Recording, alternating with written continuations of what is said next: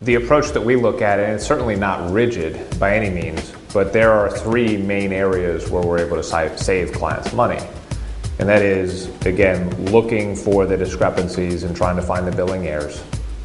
The next is performing utilization reports on either the wireless devices that you have out in the field or your local phone service, your circuits for both voice and data, and even as granular as getting down to the POTS lines or your analog lines and how they're being utilized, or whether they are still being utilized for that matter.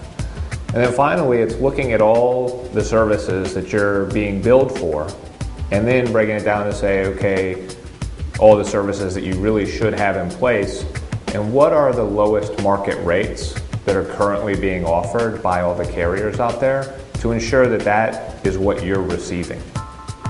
And once we look at all three of these measures, that's where we get the savings upwards of 30%, even if the services are being managed correctly. What we find is that a lot of our clients have already done their due diligence to try to do one of those three things. We have MIS directors and IT directors and CTOs and even CFOs come to us all the time saying, Kent, I went and scrubbed my bill and did an inventory analysis on my wireless devices, and it was an excruciating process. Then it became far more excruciating because I actually had to call the phone company and get them to amend these devices in some way. And we love to hear that from our clients because that means that they actually have experienced the pain that we are going to endure and perform in the audit on their behalf. The difference is that we've performed hundreds of these. Each month we read easily 300 to 500 phone bills on our client's behalf.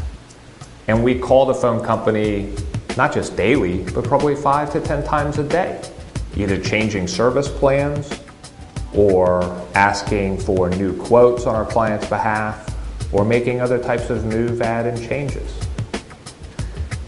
And what that enables us to do is look at the other two areas that you maybe haven't delved into and find additional savings.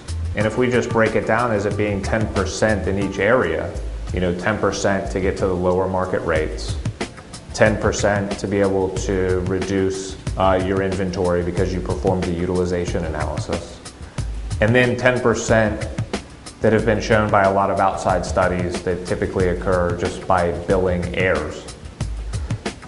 Even though you've performed one of those three, there's still a lot of savings on the table, and it's a worthwhile process to bring us on and have us perform our audit.